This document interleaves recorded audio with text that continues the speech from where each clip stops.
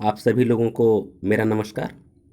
मेरे जिगर के टुकड़ों, मेरे दिल अजीज बच्चों, आज हम लोग संधि का अध्ययन करेंगे और वह भी बहुत ज़्यादा विस्तार से नहीं, क्योंकि मैं नाइन्थ का स्पेशल वीडियो बना रहा हूँ, तो इसलिए जो कोर्स है उसी पर मेरा ज़्यादा फोकस रहेगा। सिलेबस के अनुसार ही हमें पढ़ाना है। सिलेबस में जो चीज़ें हैं उसी पर मैं विशेष फोकस करूंगा, ताकि आपको परीक्षा में 90 प्लस नंबर आ सके। यही मेरा उद्देश्य है। तो आप यहाँ केवल दो ही संधि पढ़ेंगे, दीर्घ संधि और गुण संधि। इसी को मैं विस्तार से पढ़ा रहा हूँ, ठीक है। वैसे जब मैं व्याकरण का वीडियो बनाऊंगा तो इस संधि को पूरा विस्तार से मैं पढ़ाऊंगा, लेकिन अभी आपको परेशान होने की जरूरत नहीं है। अभी आप अपने कोर्स के अनुसार ही पढ़िए, ठीक है। देखिए, पहले संधि किससे कहते हैं। संधि का शाब्दिक अर्थ होता है जोड़ना, यानी किसी चीज को जोड़ा जाए उसको हम क्या कहते हैं, संधि कहते हैं। यहां लिखा भी है, संधि का शाब्दिक अर्थ है मेल या जोड़। तो इस प्रकार दो वर्णों या दो व्यंजनों या दो स्वरों या दो विसर्गों या फिर स्वर विसर्ग या सॉरी या विसर्ग और व्यंजन या स्वर और व्यंजन या व्यंजन और व्यंजन एक साथ जब जुड़ते हैं, माने दो वर्ण जब एक साथ जुड़ते हैं, उसी के मेल को हम क्या कहते हैं, संधि कहते हैं। और उससे जो विकार उत्पन्न होते हैं, जो परिवर्तन होता है, वही मूलतः संधि कहलाता है। माने दो शब्दों या दो शब्द नहीं, वर्णों, दो वर्ण, क्योंकि शब्द तो समास में जुड़ता है। दो वर्ण आपस में जुड़ करके जो एक विकार उत्पन्न करते हैं, जो एक परिणाम उत्पन्न करते हैं, उसी को हम क्या कहते हैं, संधि कहते हैं। क्लियर हो गया अर्थ ना इसका, परिभाषा। अब देखिए, उदाहरण दिया हुआ है, विद्याधन आलय, विद्यालय। इसमें आ और आ, ये दो अक्षर, दो वर्ण क्या हैं, जुड़े हुए हैं, ठीक है। नदी धन ईस, नदीश। इसमें बड़ी ई और बड़ी ई, देख रहे हैं, ये दो स्वर आपस में जुड़े हुए हैं। हिमधन आलय, हिमालय। अ और आ, दो स्वर इसमें जुड़े हुए हैं। इसी तरह से पुस्तकालय, पुस्तक धन आलय, तो इसमें भी आ और अ जुड़े हुए हैं। देवधन आलय में भी आ और अ जुड़े हुए हैं। तो इसका मतलब ये हुआ कि ये इन सब में दो स्वर आपस में जुड़ रहे हैं। क्लियर हो गया। आगे चलिए, जो संधि के भेद होते हैं, संधि कितने प्रकार के होते हैं, तो संधि तीन प्रकार के होते हैं। संधि कितने प्रकार के होते हैं, संधि तीन प्रकार के होते हैं। स्वर संधि, व्यंजन संधि और विसर्ग संधि, ठीक है। अब स्वर संधि किसे कहते हैं। स्वर संधि का परिभाषा तो यहां दिया हुआ है, स्वरों का स्वरों के साथ मेल होने पर जो ध्वनि संबंधी परिवर्तन होता है उसे स्वर संधि कहते हैं। यानी जब दो स्वर आपस में मिलते हैं और उसमें ध्वनि संबंधी परिवर्तन किसे कहते हैं। हम एक शब्द बोल रहे हैं पुस्तक, दूसरा शब्द बोल रहे हैं आलय, दो अलग अलग ध्वनि है, पुस्तक आलय। और जब दोनों जुड़ गया तो क्या, पुस्तकालय, ध्वनि भी बदल गया, यानी ध्वनि में एक परिवर्तन हो गया। इसलिए यहां कहा गया है कि ध्वनि में जो परिवर्तन होता है उसी को क्या कहते हैं, स्वर संधि कहते हैं। या एक लाइन में यहां बस परिभाषा आप लिख सकते हैं, जहां स्वरों का स्वरों से मेल होता है वहां स्वर संधि होता है।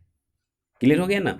यानी स्वर में व्यंजन का मेल नहीं हो सकता है, स्वर में केवल स्वर से स्वर का ही मेल होता है। इसको आपको ध्यान रखना होगा। व्यंजन संधि किसे कहते हैं, मैं यहाँ आपके कोर्स के लिए तो नहीं है, लेकिन मैं बता दे रहा हूँ उसका परिभाषा, कि जब व्यंजन का व्यंजन से या व्यंजन का स्वर से, वहाँ दोनों कंडीशन होता है, व्यंजन व्यंजन भी आपस में मिलते हैं या व्यंजन के साथ स्वर भी आपस में मिलते हैं, तो इस स्थिति में व्यंजन संधि होता है। जहाँ दो व्यंजन आपस में मिलते हैं या व्यंजन के साथ स्वर आपस में मिलते हैं वहाँ व्यंजन संधि होता है। और जहाँ व्यंजन के साथ विसर्ग का मेल होता है वहाँ क्या होता है, विसर्ग संधि होता है। व्यंजनों के साथ जहाँ विसर्ग का मेल होता है वहाँ विसर्ग संधि होता है। क्लियर हो गया। अब आइए देखिए, स्वर संधि के 5 भेद होते हैं, और वो भेद कौन कौन है? दीर्घ संधि है, गुण संधि है, यड़ संधि, वृद्धि संधि और अयादि संधि। ये 5 संधि है। इन पांचों संधियों को वैसे आप कक्षा 8 तक अगर व्याकरण पढ़े होंगे तो पढ़ करके आए होंगे, थोड़ा थोड़ा अध्ययन जरूर आप किए होंगे, लेकिन जब मैं वीडियो बनाऊंगा व्याकरण का तो मैं पूरे संधि को विस्तार से समझा दूंगा। यहाँ आपके कोर्स के लिए केवल बस 2 ही संधि है, एक स्वर संधि है और एक जो है गुण संधि है। आगे बात समझ में? तो यहाँ आपको 2 ही संधि पढ़ना है। दीर्घ देखिए, यहाँ एक सूत्र है संस्कृत में, अक सवर्णे दीर्घ।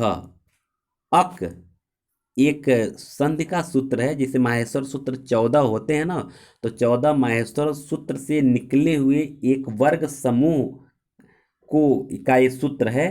तो अक एक वर्ग समूह है, उस वर्ग समूह में अ ई उ री ये वर्ण आते हैं। ठीक है, तो अक सवर्ण दीर्घ, अक का जो वर्ण है वह सवर्ण माने वही वर्ण हो जाता है, यानी अक का अक हो जाता है, वहां क्या होता है, दीर्घ हो जाता है।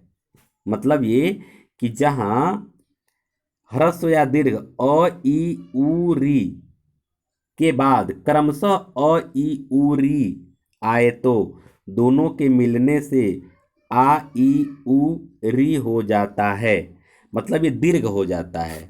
यानी अ के बाद अ आता है तब भी आ होता है, ओ के बाद ओ आता है तब भी आ होता है, आ के बाद अगर आ आता है तब भी आ होता है। तो इस तरह से ई के बाद छोटी ई आता है तब भी बड़ी ई होता है, और ई के बाद अगर बड़ी ई आता है, बड़ी ई के बाद बड़ी आता है तब भी बड़ी ई होता है। यानी कि हर एक कंडीशन में दीर्घ ही होता है, इसलिए इसको हम दीर्घ संधि कहते हैं। आगे देखिए, इसका कुछ उदाहरण दिया हुआ है। मद धन अंध मदांध। देखिए अ और अ, यहाँ अ और अ मिलकर के आ हो रहा है। धर्म धन अंध धर्मांध, यहाँ भी अ और अ मिलकर के आ हो रहा है। औषध धन आलय औषधालय, अ और आ मिलकर के आ हो रहा है। हिम धन आलय हिमालय, अ और आ मिलकर के आ हो रहा है। कहने का मतलब ये है कि अ या अ मिले, ओ या आ मिले, आ या आ मिले, ई या ई मिले, हर कंडीशन में यहाँ लास्ट में देखेंगे तो दीर्घ होगा। यानी अ और आ में आ दीर्घ है, ई और ई में ई दीर्घ है, उ और उ में उ दीर्घ है, री और री में री दीर्घ है। आगे समझ में? तो इस तरह से जो है कि आप यहाँ समझ सकते हैं इसके अर्थ को, और कहीं कोई दिक्कत हो तो आप हमसे पूछ सकते हैं। यहाँ थोड़ा सा मैं आपको फोकस कर देना चाहता हूँ कि कुछ लोगों के समझ में ये आ रहा होगा कि जैसे यहाँ अगर मैं ऊपर चलूँ, जैसे मद धन अंध मदांध या धर्म धन अंध धर्मांध दिया हुआ है, तो आप ये सोच सकते हैं कि हिम धन आलय है, तो यहाँ हिम में मौ है, तो इसमें अ कहाँ से आ गया? हालांकि जो पढ़े हो तो जान रहे हैं कि अ कहाँ से आया है, लेकिन मैं उन लोगों को बता रहा हूँ जो थोड़ा सा कंफ्यूज हैं। तो बेटा देखिए, म यानी व्यंजन कभी भी बिना स्वर से पूर्ण नहीं होता है। म में अ जुड़ा हुआ है, अपने आप जुड़ा हुआ है, तभी ये म पूरा हुआ। यानी अ हट गया तो म आधा हो जाता है, अर्थात म हलंत के रूप में आ जाता है। तो यही वाला अ जो म में जुड़ा हुआ है, यही अ इसके साथ आ जाता है। जैसे मान ली हिम में यही अ, म का अ यहाँ आ रहा है, और यहाँ आ तो दिख ही रहा है, तो यही अ और आ मिल करके आ हो जाता है। क्लियर हो गया? आशा है कि आपको समझ में आ गया होगा। ठीक है, अब इसके बाद देखिए, कवि धन इंद्र, यानी कि छोटी का थोड़ा सा मैं फोकस कर दूं। यहाँ देखिए कवि में, अब जैसे व में क्या है, छोटी ई है, यानी कि इसको ऐसे हम लिख सकते हैं, व और ई ऐसे लिख सकते हैं। तो यही ई छोटी ई जो है यह इसके साथ आ रहा है, यहाँ देखिए ये छोटी ई है ना, ये वो का छोटी ई है, और यहाँ इंद्र में ई है, ये वाला ई है, और ये दोनों मिलकर के बड़ी ई हो गया। इसलिए अब इसको ऐसे देखिए, मैं एक बहुत साधारण सा सूत्र आपको बता देना चाहता हूँ। जैसे मान लीजिए कि कवि है, कवि धन इंद्र, कविंद्र मान ली हो गया। तो कवि में छोटी ई है और ई में भी छोटी ई है, और दोनों मिलकर के हमको मिल रहा है बड़ी ई, नियम के अनुसार। तो अब जैसे ही ये वो खत्म होगा, तो कुछ लोग ये सोच रहे होंगे कविंद्र बड़ी ई कैसे आ गया, और लिखते समय तो कभी छोटा ही लिखा जाता है। तो अब देखिए, जब ये वो में से छोटी हट जाएगा तो वो हलंत यानी आधा हो जाएगा। ऐसे तो समझ में आ गया। और इसमें से ई निकल करके संधि के साथ जुड़ गया है, तो आधा नौ और द्रव बचा हुआ है, इतने ही बचे हुए हैं ना। अब देखिए ये जो बड़ी ई है, अब ये इस वो के साथ क्या होगा, जुड़ जाएगा।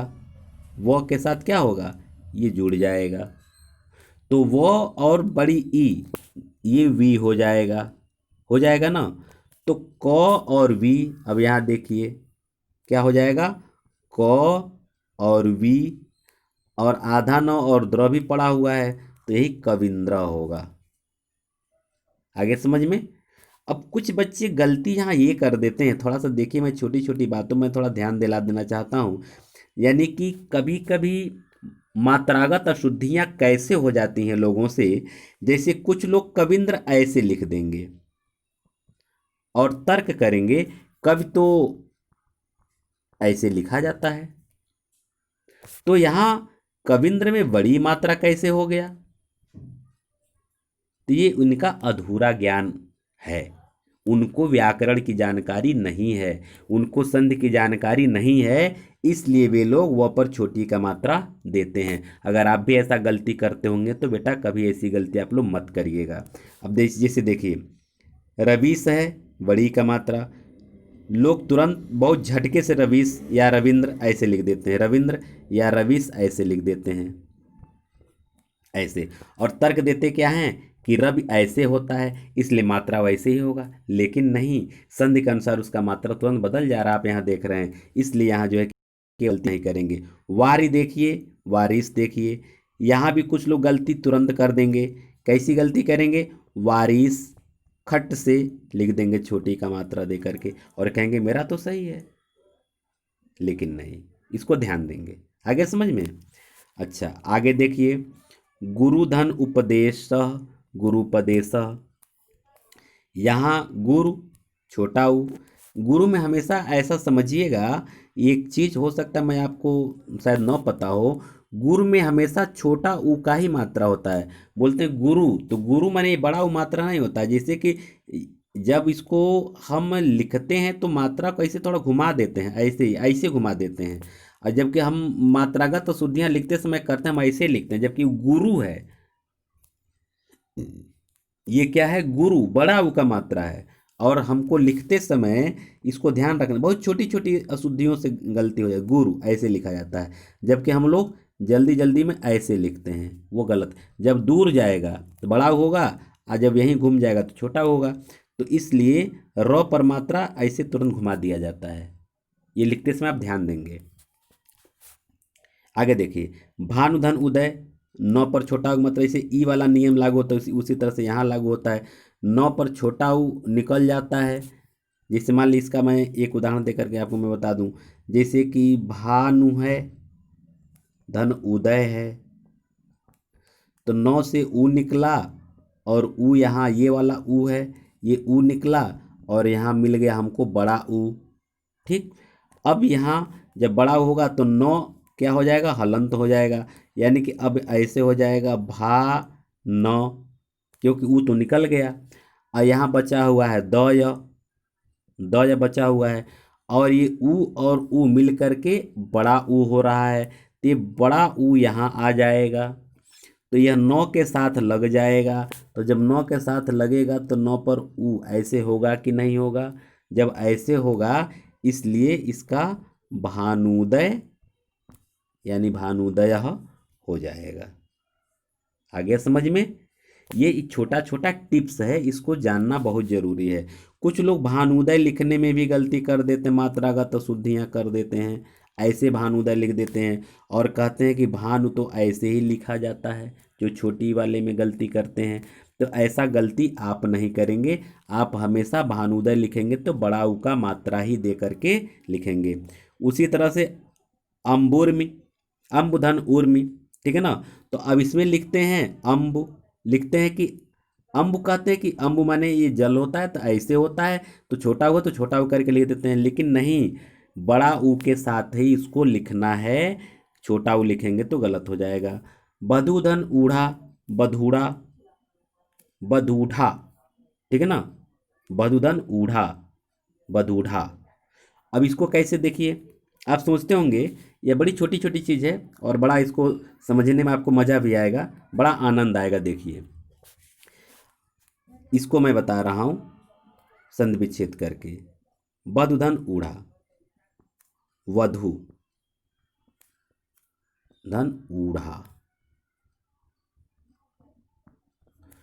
यहाँ बड़ा ऊ और यहाँ भी बड़ा ऊ, और नियम के अनुसार भी बड़ा ऊ ही मिलेगा। क्लियर हो गया।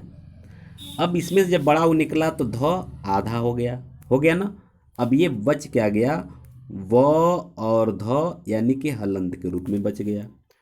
और यहाँ उढ़ा में ऊ तो निकल गया, केवल बचा हुआ ढ़ा, बचा हुआ ना उढ़ा। और पढ़ूढ़ा से जो हमको संधि मिल रहा है नियम के अनुसार, बड़ा ऊ मिल रहा है ना। तो इसलिए व और ध पर ऊ का मात्रा हो जाएगा और ढ़ा हो जाएगा, वधूढ़ा हो जाएगा। क्लियर, समझ में आ गया ना। अब ये मात्रा इसके अनुसार नहीं बदल रहा है कि बड़ा ऊ का मात्रा लग रहा है कि ध पर बड़ा ऊ का मात्रा इसलिए वधूढ़ा होगा, ये नियम के अनुसार हो रहा है कि बड़ा ऊ के बाद भी बड़ा ऊ अगर आ रहा है तो वहाँ बड़ा ऊ होगा, इसलिए वो नियम बन रहा है। अच्छा, सूक्ति, सुधन उक्ति। कुछ लोग ये सोचते होंगे कि ये ऊ कहाँ चला गया, ये अब इसको देखिए, सूक्ति का जब हम संधि विच्छेद करेंगे तो सौ से ऊ निकल रहा है, क्या निकल रहा है, ऊ, छोटा ऊ, और उक्ति में ऊ है ही, तो छोटा ऊ और छोटा ऊ ये दोनों मिल करके हमको मिल रहा है बड़ा ऊ। तो जैसे सौ से ऊ निकलेगा तो सौ हलंत के रूप में हो जाएगा, आधा हो जाएगा, और ऊ निकल गया तो आधा क पर छोटी का मात्रा ती होगा, ती, ठीक है।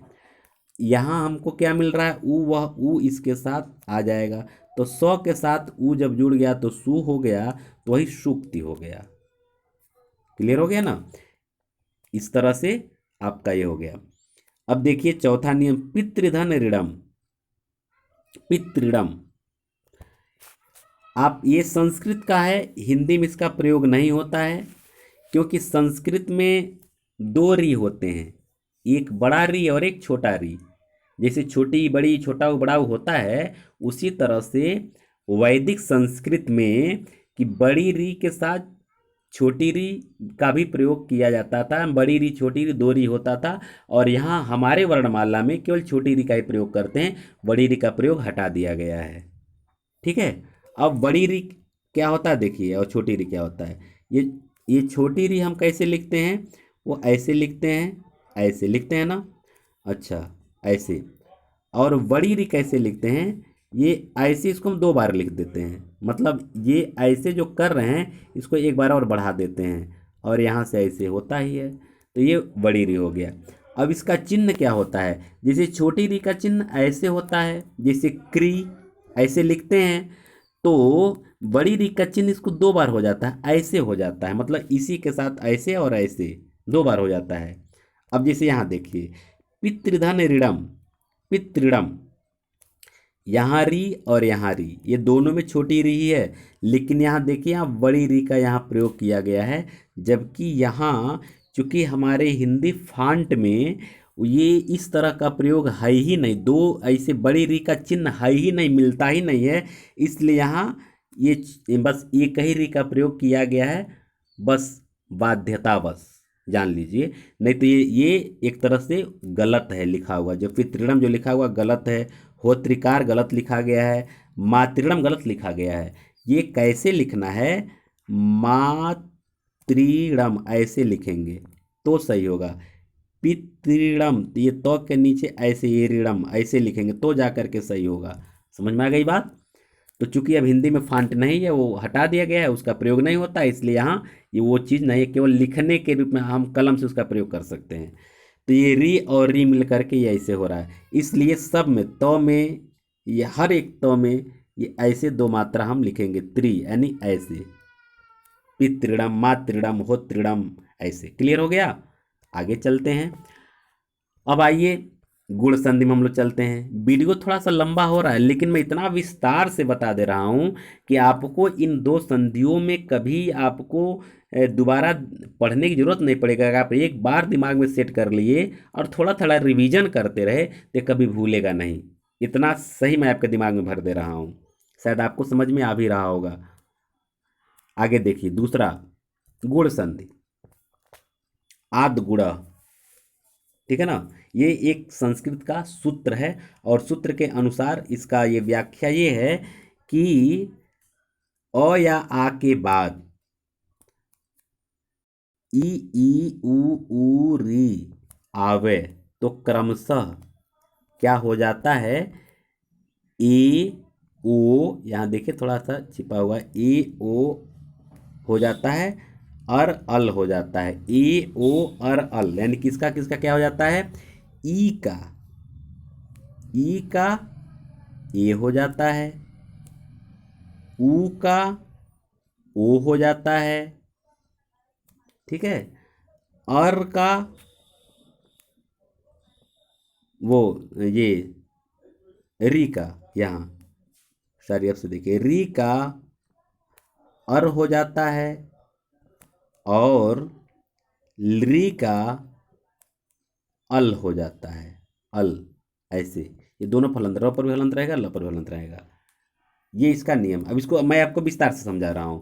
यानी कि ये धन का जो चिन्ह है, धन के चिन्ह के पहले अ हो या आ हो, ठीक है, उसके बाद माने अ या आ के बाद अगर दीर्घ ई हो या लघु ई हो, यानी छोटी ई हो या बड़ी ई हो, तो उसके जगह पर क्या हो जाता है, ए हो जाता है। ये दोनों हो, कोई भी ई हो तो यहाँ क्या हो जाता है, ए हो जाता है। जैसे देखिए यहाँ उदाहरण दिया हुआ है, उपधन इंद्र उपेंद्र। अब आप सोच रहे होंगे कि ए का मात्रा कहाँ से आ गया, तो अगर पढ़े होंगे बढ़िया से तो आप बहुत आसानी से समझ रहे होंगे। लेकिन जो थोड़ा सा अगर इसके पहले हो सकता है कुछ बच्चे कचार तक व्याकरण नहीं पढ़े तो उनके लिए थोड़ी सी समस्याएं आ सकती हैं, तो उनके लिए मैं बता रहा हूँ।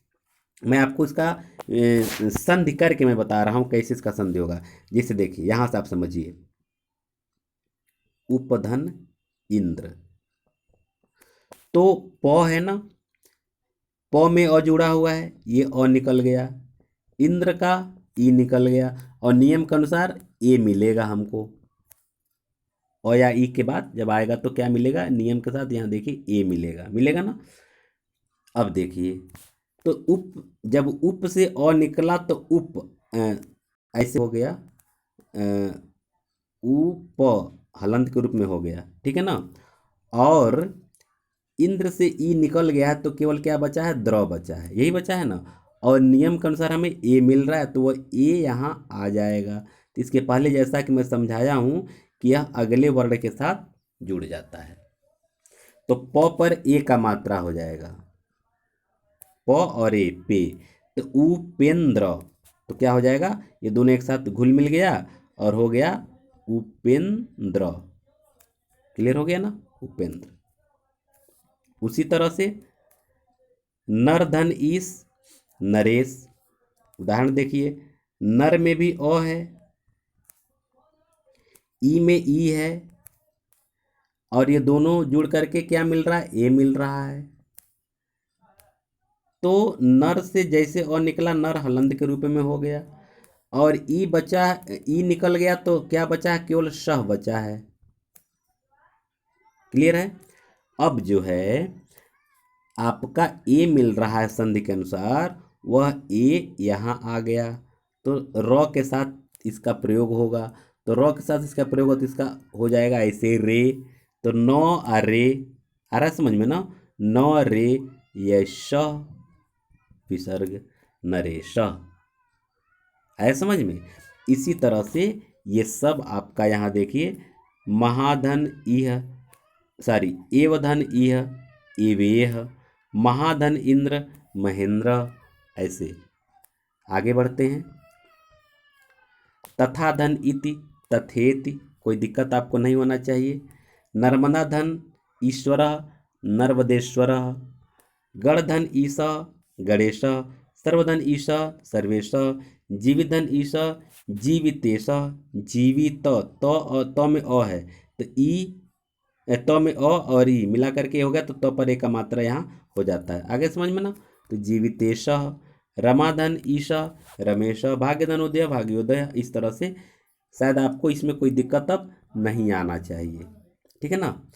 सागरधन उर्मी सागोर्मी, महाधन ऋषि महर्षि, वसंत ऋतु वसंत ऋतु, कहीं कोई दिक्कत तो नहीं हो रहा है। चलिए एक वसंत ऋतु का मैं आपको उदाहरण दे दूं, क्योंकि आपको लग रहा हो कि ये री कहाँ उड़ करके ख़त्म हो जा रहा है। या सागरों में ये मैं आपको बता दे रहा हूँ कि ये ओ का मात्रा कहाँ से आ जा रहा है, ठीक है ना सर। महोर में ओ का मात्रा कहाँ से आ जा रहा है। अभी एक एग्जाम्पल में बताऊँ तो आपको समझ में आ जाएगा। जिसे देखिए सागर में ये क्या है, र में अ जुड़ा हुआ है, ओ निकल गया। यहाँ क्या है, उर्म में ऊ जुड़ा हुआ है तो ये ऊ निकल गया, बड़ा ऊ। अब मिला क्या है, इसके नियम के अनुसार हमको मिलेगा ओ, क्या मिलेगा ओ मिलेगा ना, ओ यहाँ आपको मिल गया। अब इसको यहीं रखे रहिए संरक्षित। अब सागर से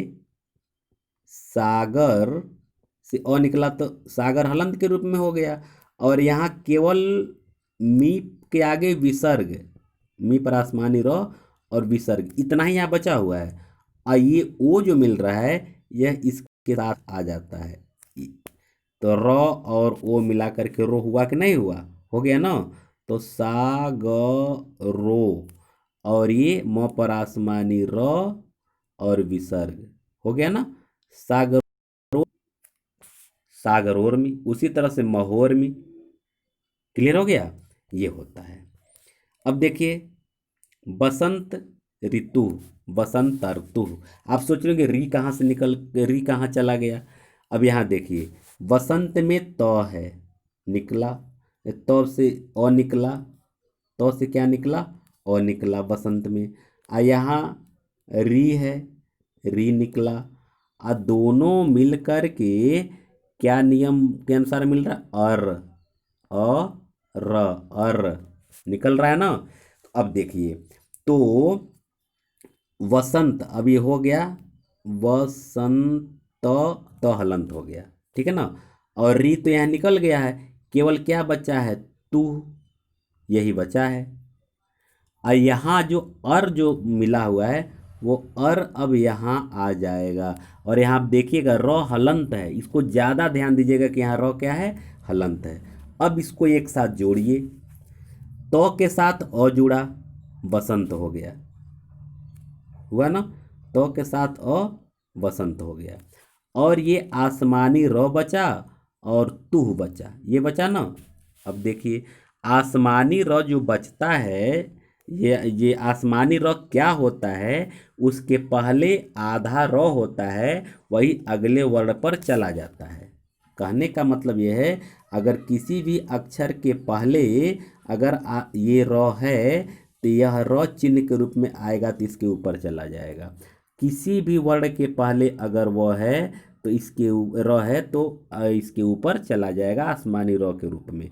तो उस नियम के अनुसार ये तो के ऊपर आसमानी र चला जाएगा विसर्ग के साथ, तो वही बसंत ऋतु हो जाएगा। क्लियर हो गया।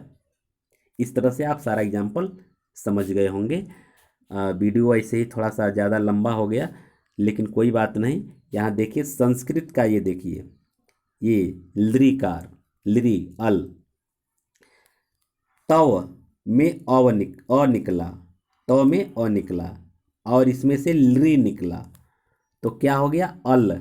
यह आपको समझना बहुत जरूरी, बहुत जरूरी। अगर आप संस्कृत साहित्य को पढ़ते हैं ना, इसको समझना बहुत ही जरूरी है, आप इसको क्विट मत करिएगा। देखिए अब अल यहाँ हमको मिल गया। अब बचा क्या, इसको हमको ध्यान देना है। त और व, क्या बचा है, त और वह भी हलंत के रूप में मिला है। और लृ निकला है, और यहाँ कारह बचा है। लृ तो यहाँ संधि के साथ जुड़ गया, और इसमें से वो में अ निकला हुआ है, कारह बचा हुआ है। और मिल क्या रहा हमको, अल। ये अ और ल यहाँ आ जाएगा। क्लियर हो गया। और ल यहाँ भी देखिए हलंत है, ल हलंत है ना, तो वो और अ मिल करके तो वो हो गया। क्लियर हो गया। और ये ल हलंत के रूप में है, तो ये आधा ल के रूप में हो गया। तो ये शब्द ऐसे आया ना, व और आधा ल। अब इसके बाद से बचा क्या, तो व आधा ल का र, ये बचा है, तो तवल का र हो गया। यानी कि अब ये हो गया तवल का र। आ रहा समझ में ना, आशा है आपको समझ में आ रहा होगा। ठीक उसी तरह से मम धन लृकारा वो भी हो जाएगा, मम लकारा हो जाएगा। ठीक है।